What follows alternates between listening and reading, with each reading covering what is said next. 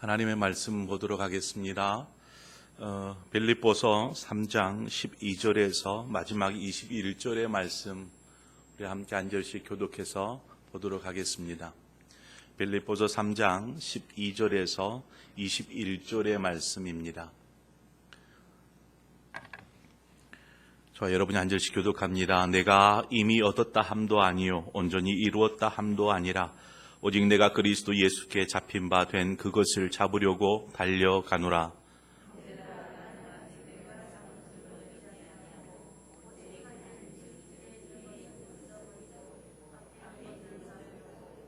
표대를 향하여 그리스도 예수 안에서 하나님이 위에서 부르신 부르심의 상을 위하여 달려가노라.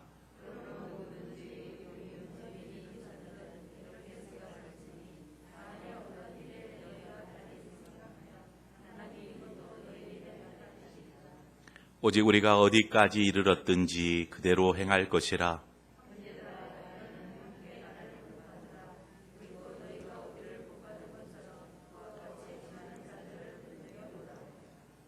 내가 여러 번 너희에게 말하였거니와 이제도 눈물을 흘리며 말하노니 여러 사람들이 그리스도의 십자가의 원수로 행하느니라.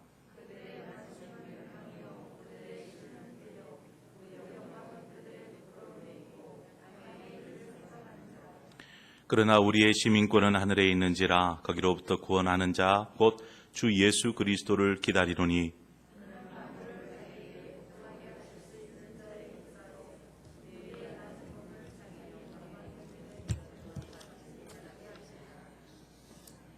아멘. 네. 오늘 뉴스를 보다 보니까 뉴스에 교회에 관련한 뉴스가 나왔어요. 코로나19로 인하여서 이제 교회에서 많은 코로나 확진자들이 나옴으로 인하여서 아마 중대본에서 대책을 내놓는데 그 대책이 좀 교회의 어떤 많은 소모임뿐만 아니라 예배 외에 다른 것들을 못하도록 하는 그러한 조치가 지금 나왔습니다. 아마 여러분들도 접하였으리라 봅니다. 그 내용을 제가 접하면서 먼저 들은 생각이 그거였어요. 하나님, 무엇을 위해서입니까? 그래서 많은 아마 그리스도인들이 이 뉴스를 딱 보고 이 나라는 안 되겠다.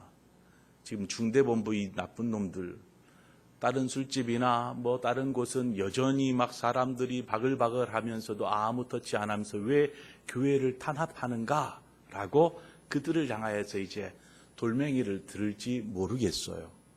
그런데 조금 더 깊이 한번 생각해 봐요. 하나님, 왜 이러한 때에 교회가 코로나19로 인하여서 어려움을 겪을 뿐만 아니라 지금 나라적으로도 이러한 조치들이 계속해서 교회 안에 취해지고 있을까를 한번 깊이 한번 생각해 보시기를 바랍니다. 여러분, 교회가 부흥할 때가 언제인 줄 아세요? 세계사를 통해서 교회의 역사를 통해서 보건대 교회가 부흥할 때는 교회에 핍박이 있을 때였어요. 그 핍박도 그냥 고만고만한 핍박이 아니고 그냥 죽고 사는 문제가 달려있는 핍박이 있을 때 교회는 부흥하였습니다. 초대교회를 보세요. 어떠한 핍박이었습니까? 사람이 칼질을 당하고 톱으로 켬을 당하고 목이 잘리고 산채로 기름을 부어서 그냥 불을 지펴서 길거리에 가로등으로 사용하는 짐승의 밥이 되도록 살아있는 짐승 앞에서 그냥 뜯겨 죽여가는 그러한 핍박 속에서 교회는 부흥하였습니다. 놀랍죠? 이상하죠? 왜 그럴까요? 우리나라도 마찬가지였습니다. 참으로 어려운 시기 때에 우리 교회가 부흥을 냈어요. 편안할 때, 안락할 때에, 그럴 때 교회가 부흥하는 것이 아니라 참 핍박과 어려움이 있을 때에 이때의 교회가 부흥하더라는 것입니다. 왜 그럴까요? 한번 천천히 한번 들여다보세요. 왜 그러한 때에 교회가 부흥할까? 그것은요, 주님 앞에서 몸부림치기 때문에 그래요. 다른 것으로 이 문제를 해결하려 하지 아니하고 오직 예수 그리스도를 붙잡고 몸부림치는 거죠. 살려달라고, 주님 도와달라고. 그곳에 하나님의 부흥이 있습니다. 우리 교회가 이러한 시국에 나라를 탓하거나 이러지 말고 하나님 이러한 때 우리가 어떻게 서야겠습니까? 우리의 신앙을 좀 되짚을 수 있는 계기로 삼았으면 좋겠어요. 그래서 우리 교회가 이러한 때일수록 모이지 못하도록 할지라도 우리가 더욱 힘쓰고 기도하며 또 각자의 처소에서 하나님을 붙잡는 그러한 믿음의 사람으로서 더 온전하게 되어지는 그러한 은혜가 우리 상봉의 모든 성도들에게 있기를 축원합니다. 우리가 지난주에 나누었던 말씀하고 연관이 되어 있는 본문의 말씀이에요.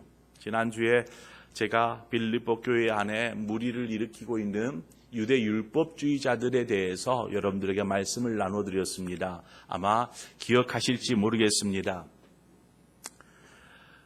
유대 율법주의자들로 인하여서 믿음으로 의롭게 되는, 믿음으로 구원을 받게 되는 이러한 이신칭의의 진리, 그 진리를 이 유대 율법주의자들이 왜곡시키는 것입니다. 어떻게 왜곡시켰어요?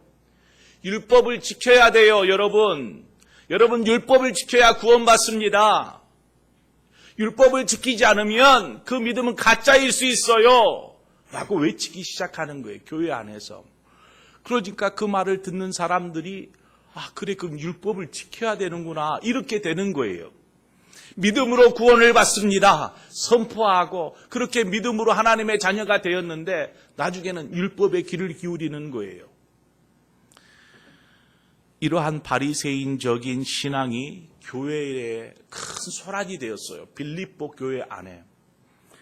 우리는 무엇으로 구원을 얻습니까? 우리는 오직 믿음으로 구원을 얻습니다. 예수 그리스도를 믿는 그 믿음으로 우리는 구원을 얻습니다. 이건 가장 기본적인 기독교의 진리입니다. 이런 여기에는 다른 어떤 것도 추가할 수도 없고 뺄 수도 없어요. 오직 예수 그리스도를 믿는 그 믿음으로 구원을 얻는 줄 믿습니다. 우리 개신교회에 있어서 종교개혁이 있잖아요. 종교개혁. 이 종교개혁이 굉장히 중요한 의미가 있는 것은 초대교회 이후에 교회가 큰 핍박 가운데서 그 속에서 하나님께서 폭발적인 부흥을 일으키십니다. 그래서 나중에는요, 교회가 313년에 들어서 공인돼요. 교회가, 온 나라가 그리스도, 기독교를 믿을 수 있도록 이렇게 허용을 합니다.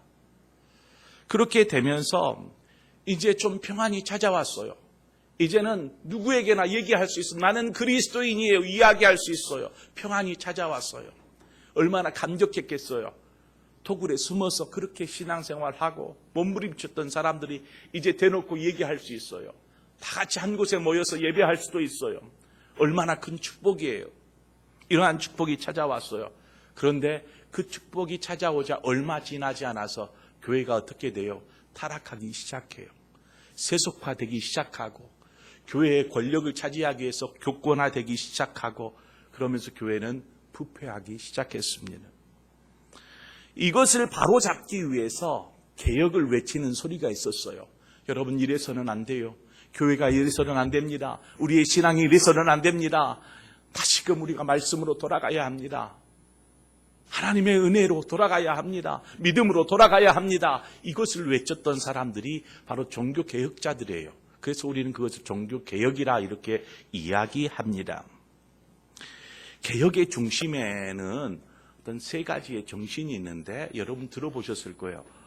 오직 말씀으로, 오직 은총, 오직 은혜로, 오직 믿음으로, 이 세 가지, 오직 말씀과 오직 은혜와 오직 믿음으로, 이것이 종교개혁의 3대 정신이에요.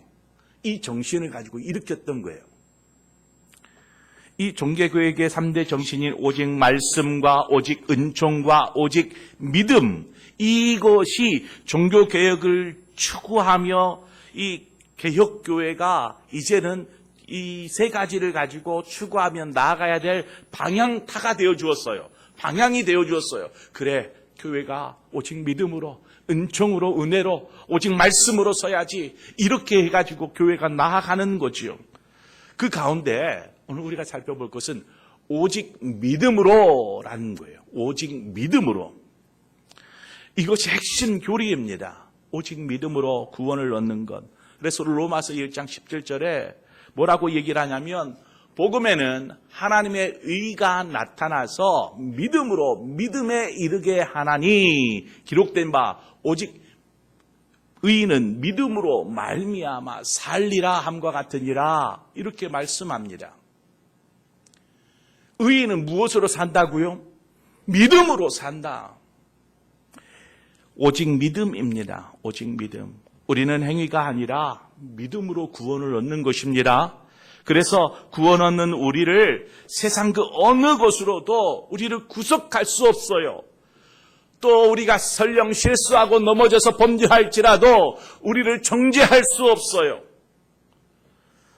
그러므로 우리에게는 구원의 그 기쁨과 감격이 있고, 우리에게는 자유가 있고, 우리에게는 예수 그리스도가 있으며, 우리에게는 성령님이 우리 안에 자리 잡고 있는 줄 믿습니다.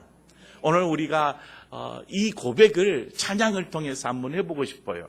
앞서도 제가 이 찬양을 한번 했었던 것 같아요. 우리 안에는 자유가 있어요. 우리 안에는 구원이 있어요. 우리 안에는 믿음이 있고, 우리 안에 예수님이 있고, 우리 안에 성령님이 계세요. 오늘 이것을 우리가 찬양으로 고백해 보죠. 우리 함께 고백합니다. 나 자유 얻었네, 너 자유 얻었네. 우리 이 찬양 함께 찬양할까요? 우리 박수 치면서 합시다. 정말로 나 자유 얻었네, 너 자유 얻었네, 우리 자유 얻었네. 나 자유 얻었네, 너 자유 얻었네, 우리 자유 얻었네. 주 말씀 하시기를 죄사세 끊겼네, 우리 자유 얻었네. 할렐루야. 나 자유 얻었네, 너 자유 얻었네, 우리 자유 얻었네. 우리 나 구원 받았네, 나 구원 받았네, 너 구원 받았네, 우리 구원 받았네. 나 구원 받았네, 너 구원 받았네, 우리 구원 받았네. 주 말씀 하시길 죄사세 끊겼네, 우리 구원 받았네. 할렐루야. 나 구원 받았네, 너 구원 받았네, 우리 구원 받았네. 나 성령 받았네, 너 성령 받았네, 우리 성령 받았네. 나 성령 받았네, 너 성령 받았네, 우리 성령 받았네. 주 말씀하시길 죄사세 끊겼네, 우리 성령 받았네. 할렐루야. 나 성령 받았네, 너 성령 받았네, 우리 성령 받아. 나 기뻐하겠네, 나 기뻐하겠네, 너 기뻐하겠네, 우리 기뻐하겠네. 나 기뻐하겠네, 너 기뻐하겠네, 우리 기뻐하겠네. 주 말씀하시기를, 주 말씀하시길 죄사세 끊겼네, 우리 기뻐하겠네. 할렐루야. 나 기뻐하겠네, 너 기뻐하겠네, 우리 기뻐하겠네. 아멘. 우리는 행위로 구원받는 것이 아니라 오직 믿음으로 구원받으며, 또한 우리가 그 믿음이 있기에 우리 안에 자유가 있는 줄 믿습니다. 그런데 오직 믿음으로 구원받는다, 구원의 자유가 있고 오직 믿음으로 구원의 은혜가 있다, 이렇게 이야기를 합니다. 그런데 그렇게 이야기하니까 이 내용을요 악용하는 사례가 나타나기 시작했어요. 어떻게 이 내용을 악용하냐면, 예수 그리스도의 구원의 은혜는 우리의 모든 죄와 허물을 덮고도 남는 줄 믿습니다. 주님의 사랑은 그래요. 주님의 보혈은 우리가 어떠한 죄가 있을지라도, 어떤 더러움이 있을지라도 그 모든 더러운 것들을 덮고도 남음이 있는 줄 믿습니다. 아마 이 사실을 부인할 수 없어요. 하지만 이러한 생각에 믿음만 있으면 어떻게 살아도 돼. 어떻게 살아도 된다라는 이러한 생각하는 사람들이 나타나기 시작했어요. 어디예요? 빌립보 교회 안에. 그냥 믿음이 있으니까 내가 무슨 짓을 하든지 죄를 지어도 하나님의 사랑이 나를 덮으시는데 이 믿음이 있는 거예요. 얼마나 좋은 믿음이에요. 얼마나 강한 믿음인지 모르겠어요. 그냥 막 죄를 짓고 내 마음대로 방종하는 것이죠. 그렇게 하고서도 나한테는 믿음이 있어 라고 말하는 것입니다. 어떠한 삶을 살든지 믿음만 있으면 구원받는다라고 생각하는 사람들이 이 빌립보 교회 안에 일어나기 시작했어요. 막 율법을 지켜야 돼 하는 사람들에게 오직 믿음으로 라고 얘기를 해놨더니 이제 이쪽에서 그래 오직 믿음으로야 내 마음대로 살아도 믿음만 있으면 돼 이렇게 말하는 사람들이 나오기 시작했더라는 것입니다. 오늘 본문은 바로 이러한 사람들을 위한 메시지예요. 오늘 본문은 그 전에는 유대 율법주의자들을 위한 메시지였다라면 오늘 본문은 믿음이 있으니까 마음대로 살아도 돼 이렇게 생각하는 사람들을 위해서 전하는 사도 바울의 메시지입니다. 빌립보 교회에 스며든 잘못된 두 논리, 한쪽에서는 율법을 지키고 경건한 삶을 살아야 구원을 얻는다 이렇게 주장하는 한 부류와 다른 한쪽에는요 믿음으로 값없이 구원을 얻었다라는 그 신앙을 왜곡시켜서 이미 구원 얻었기 때문에 무슨 일을 해도 무슨 짓을 해도 구원에는 아무런 영향을 미치지 않아 이러한 생각으로 신앙생활하는 사람이 있었다라는 것입니다. 이에 사도 바울은 믿음으로 구원을 얻지만 여러분 기억하십시오. 믿음으로 구원을 얻지만 구원의 완성을 위해 두렵고 떨림으로 너희 구원을 이루라라고 빌립보서 2장에서는 얘기하지 않았습니까? 두렵고 떨림으로 구원을 이루라. 오늘 12절에도 그와 비슷한 이야기를 해요. 내가 이미 얻었다 함도 아니요 온전히 이루었다 함도 아니라 오직 내가 그리스도 예수께 잡힌 바 된 그것을 잡으려고 달려가노라. 나의 상황은 그렇다. 나는 끝까지 주님만을 위해서 달려간다. 믿음으로 주님만을 바라보면서 달려간다. 이 고백을 하는 것입니다. 이 구절에 사도 바울이 이야기하는 것이 무엇인가요? 구원의 완성을 위해서 달려간다. 구원의 완성이 언제 일어난다고 그랬죠? 주님 나라에 이르렀을 때. 구원의 완성은 이루어지는 것입니다. 여러분, 믿으면 구원을 얻습니다. 기본 진리라고 하지 않았어요? 믿으면 구원을 얻는다. 근데 그 구원의 완성은 하나님 앞에 섰을 때예요. 혹 잘못된 믿음을 가지고 하나님 앞에 섰을 때에는 어떻게 되겠어요? 왜 나를 구원 안 시켜요? 왜 천국으로 인도하지 않죠? 라고 이야기하겠어요? 그 구원의 권한은 주님께 있어요. 심판의 권한은 주님께 있어요. 그래서 우리는 지금 구원받았다라는 확신, 믿음이 있는데 그 구원의 마지막 최종 결정은 주님께 있어요. 그래서 그때 구원은 완성이 돼요. 그러니까 그때 나는 믿음이 있는데요. 왜 나를 천국으로 인도하지 않으세요? 라고 이야기할 필요가 없어요. 그때 구원을 받기 위해서 우리는 지금 두렵고 떨림으로 신앙생활을 해야 되는 거예요. 그냥 오직 믿음으로 하니까 내 마음대로 사는 것, 이것이 바로 빌립보 교회의 문제 중에 하나였어요. 그냥 내가 안 가도 되지, 바쁜데, 삶이 바쁜데, 이러한 생각으로 신앙생활을 하는 것이 나중에 주님 앞에 섰을 때에 우리의 믿음이 잘못되어져서 잘못된 믿음으로 그 앞에 섰을 때에는 구원이 있겠어요? 그래서 사도 바울은 얘기를 합니다. 나는 두렵고 떨림으로 얻었다 함도 아니고 이루었다 함도 아니고 나는 끊임없이 주님 앞에 순전하게 경건하게 거룩하게 나는 열심히 달려갈 거야 라고 이야기하고 있는 것입니다. 만약 여러분 달리기를 막 하다가 달리기를 시작했어요. 막 가다가 어느 정도쯤에 와서는 나 가기 싫어 하고 뒤돌아 가버렸어요. 또 어떤 경우는요, 열심히 달리다가 너무나 힘드니까 나 이제 더 이상 못 달리겠어 하고 주저앉아 버렸어요. 자, 그랬다라면 달렸다라고 이야기할 수 있어요?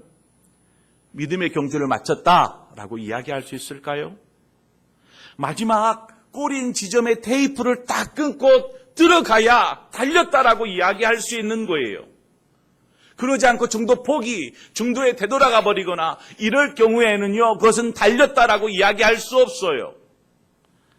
생각해 보세요. 어떤 사람이 열심으로 신앙생활을 했어요. 열심히 정말 주님의 그 사랑에 감격하면서 열심히 신앙생활을 했어요. 그런데 어느 한순간에 신앙이 중단되어 버렸어요. 뭔 시험을 받았는지 신앙이 딱 중단되어 버렸어요. 이제 교회도 출석하지 않고 교회에서는 실종 교인이 되어버렸어요. 그렇게 오랜 시간이 흘렀네요. 오랜 시간이 흘러버렸어요. 자, 한번 여러분의 사견이에요. 이렇다 저렇다 판단할 수 없어요. 구원은 하나님께 속한 것이니까 여러분 생각하기에 그 사람이 구원을 받을 수 있을까요? 생각해 보세요. 구원받을 수 있을까요? 자, 또 다른 예입니다. 믿는다고 하는데 저는 믿어요 라고 하는데 전혀 교회도 나가지 않고 신앙생활을 하지 않는 사람은 어떻게 될까요? 신앙생활이 전혀 없어요. 근데 누가 물으면 저 믿어요 라고 얘기를 해요. 이러한 경우는 어떻게 우리가 받아들일 수 있을까요?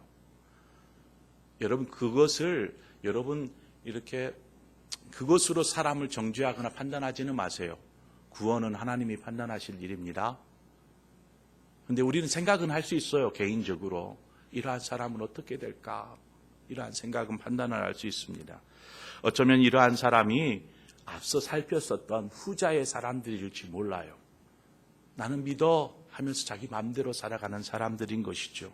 믿음만 있으면 어떻게 살아도 상관없다라고 생각하는 것과 같습니다. 우리가 자주 이야기하는요, 말 중에 신앙생활이라는 단어가 있잖아요. 신앙생활 아시죠? 하는 말.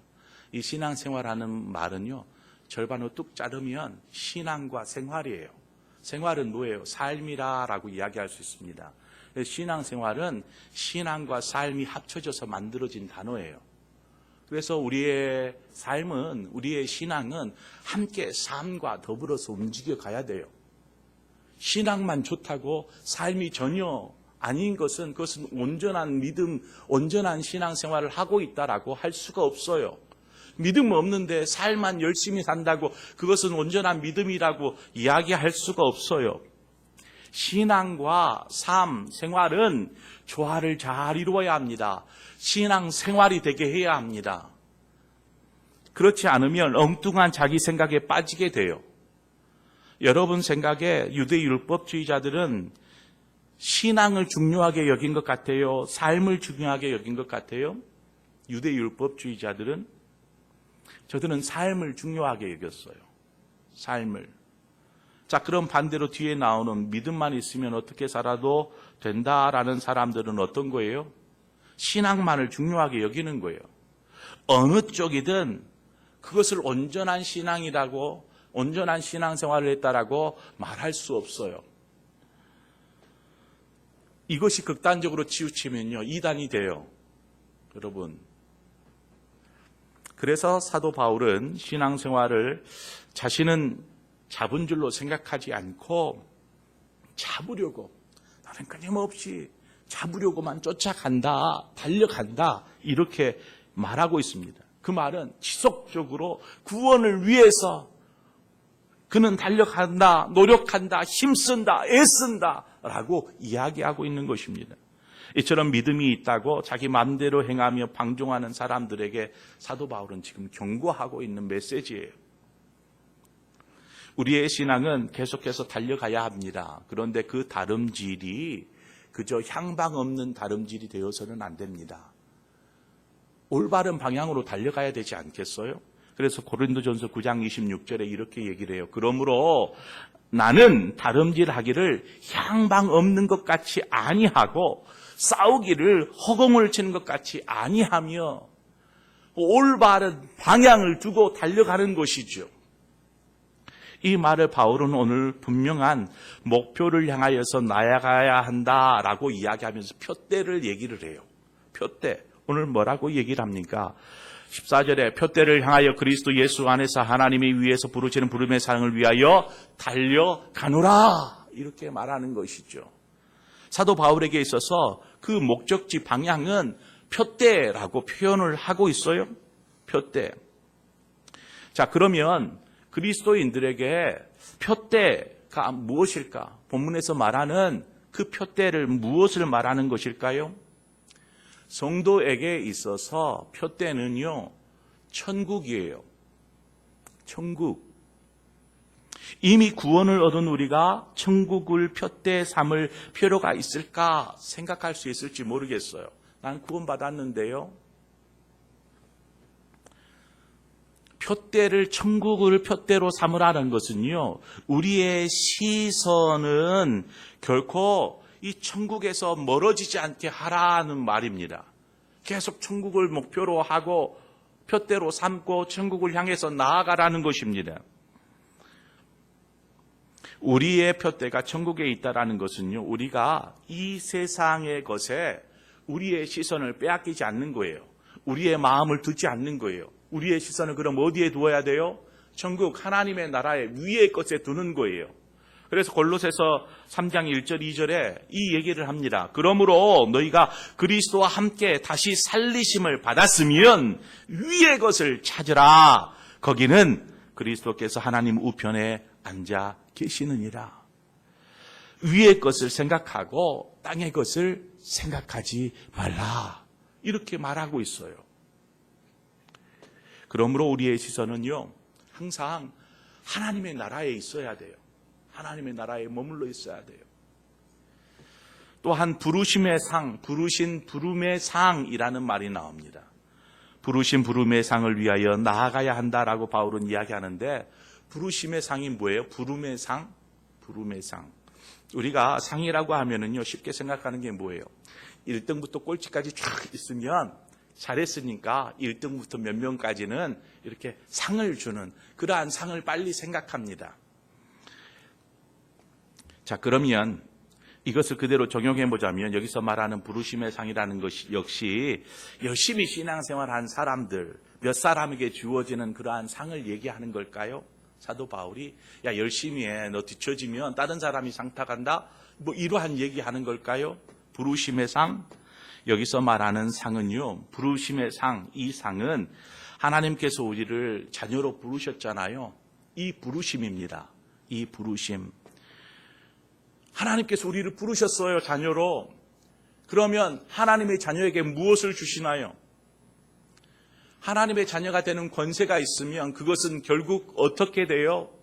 하나님의 나라에 들어갈 수 있는 그러한 권세가 있는 거예요. 그래서 여기서 말하는 부르심의 상이라는 것은요, 하나님의 나라를 얘기해요. 천국.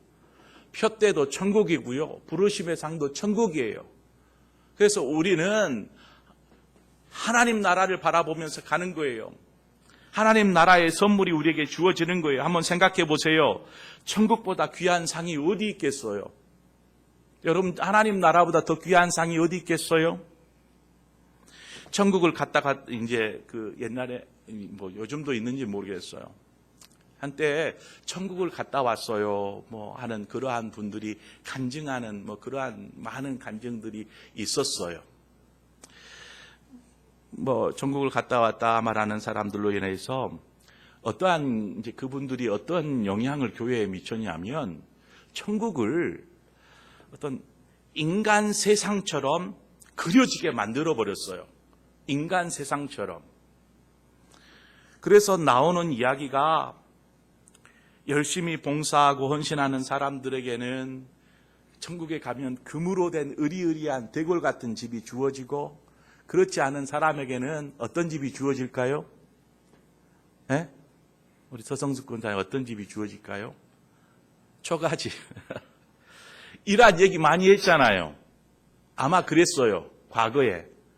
그래서 열심히 봉사하세요, 여러분. 대굴 같은 집 살려면 천국에 가서 뭐 이러한 내용의 어떤 그러한 말씀들을 뭐 교회에서나 뭐 많이 하기도 했습니다.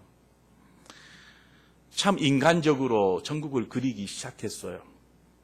열심히 교회 봉사하도록 격려하기 위해서 이런 말을 했는지 모르겠어요.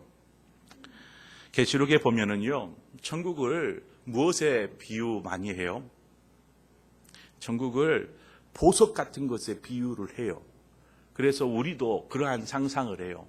천국을 가면 금길, 금으로 된 길, 옆에는 막 보석으로 되어진 뭐 이런 것들을 생각하는 거죠. 성경에서도 계시록에 보면 보석으로 이렇게 많이 얘기를 해요. 하나님의 나라에 대해서. 여러분, 천국에서, 성경에서 천국을 보석에 비유하는 이유가 있어요.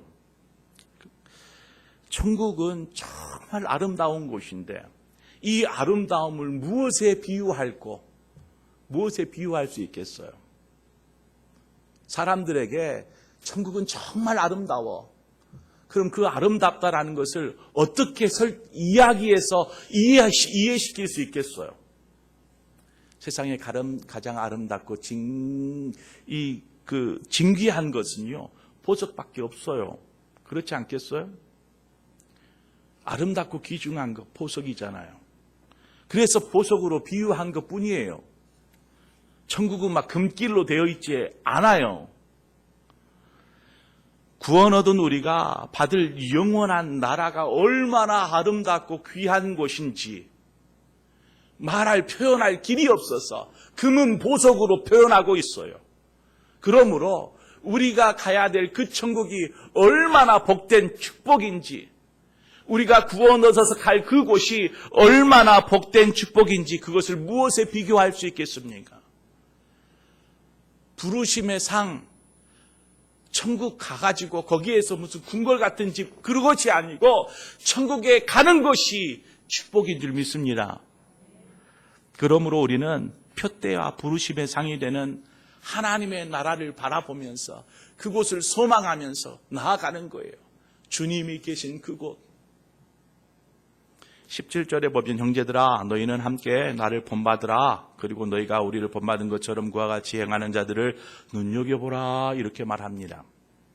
바울이 자신을 본받으라고 얘기를 해요. 이 구절을 묵상하다가 참 바울이 흠도 없고 부족함도 없는 온전한 사람이기에 자신을 본받으라. 여러분 저를 본받으세요 라고 이야기하고 있을까? 우리 쉽게 예수를 본받으십시오. 이렇게 하면 우리 쉽게 이야기하잖아요. 이해할 수 있어요. 그래요. 우리 주님 본받아야죠. 근데 사람인 사도 바울을 본받으라. 그러면 좀 뭔가 언짢아져요. 아무리 사도 바울이 믿음 안에 그런 성숙한 믿음을 가진 사람일지라도 언짢음이 있잖아요. 사람을 본받으라고요? 얼마나 자기가 잘났다고? 이러한 생각들을 하게 돼요. 사도 바울이 자신을 본받으라 하고 한 이 말을 좀 한참을 묵상했어요. 사도 바울이 왜 자신을 본받으라고 얘기했을까? 저는 이것 가지고 설교도 많이 했거든요. 또 다양하게 또 이야기할 수 있겠지만 제가 이 말씀을 오늘 준비하면서 묵상할 때에는요, 자신을 본받으라 라고 말할 때에는요, 그 다음 구절 18절 19절에서의 내용하고도 연관이 좀 있게 있어요. 18절 19절에 나오는 이들은요, 제가 서두에 말씀드린 유대 율법주의자들과 반대로 또 믿음을 왜곡시켜서 방종의 기회로 삼는 자들, 이러한 사람들을 이야기를 해요. 그러한 사람들을 향해서 뭐라고 얘기를 합니까? 그들의 마침은 멸망이요 그들의 지는 배요 그의 영광은 그들의 부끄러움에 있고 땅의 일을 생각하는 자라. 이렇게 말하고 있습니다. 자, 여기에서 말하는 이러한 것들처럼 이러한 사람들이 이야기하는 그러한 주장들이 아닙니다. 여러분, 진리는 사도 바울이 이야기하는 오직 믿음으로 구원을 얻습니다. 바로 저는 이렇게 해석을 했어요. 자신을 본받으라 라고 한 것은 자신이 지금 이야기하는 복음의 진리를 여러분 따라가십시오. 따라오십시오. 다른 이러한 헛된 사람들의 주장을 따라가지 말고요. 진리를 붙잡고 따라가십시오. 하나님 나라를 향해서 달려가되 진리를 붙잡고 가는 것입니다. 이 얘기를 하는 것으로 제가 해석을 했어요. 어떤 설교자는 바울 자신을 본받으라고 했다라고 설교할 수 있어요. 그 설교가 틀렸다라는 것이 아니에요. 저는 이 묵상을 할 때에 사도 바울이 지금 자신이 이야기하는 그 진리를, 여러분들 그 진리를 좀 본받고 따라오십시오. 그 진리를 붙잡고 따라가십시오. 이렇게 이야기하는 것으로 해석했습니다. 방종하는 사람들은 천국은 천국대로 가고 이 세상에 온갖 낙은 누리면서 생활하고 싶어하는, 살고 싶어하는 사람들이었어요. 20절 보세요. 그러나 우리의 시민권은 하늘에 있는지라 거기로부터 구원하는 자 곧 주 예수 그리스도를 기다리노니. 빌립보 지역은요, 로마 식민지였어요. 로마가 다스리는 지역. 그래서 로마가 그러한 대제국을 만들기 위해서는요, 많은 병사들이 필요했고, 병사로 착출되면 오랜 동안 병영 생활을 좀 하다가 이제 퇴역을 하면 자기 고향으로 가잖아요. 빌립보에 돌아오면 그러한 사람들에게는 로마 시민권을 주었어요. 로마 사람은 아니어도, 이방 사람이어도 로마의 시민권을 주었어요. 그런데 이 로마의 시민권은 굉장히 큰 특혜가 있어요. 특혜. 그래서 어떤 사람은 돈을 막 들여서, 성경에 보니까 돈을 들여서 로마 시민권을 샀다라고 얘기하잖아요. 천부장이. 그와 같이 로마의 시민권은 굉장히 큰 특혜가 있었어요. 지금 시민권이 있느냐 없느냐, 이것이 굉장히 큰 차이를 드러내는 것입니다. 그러한 비유로 그리스도인은 하나님 나라의 시민권을 가지고 있는 사람입니다 라고 이야기하는 거예요. 그러면 이 말을 전해 듣는 빌립보 교회의 성도들은 쉽게 이해하겠죠.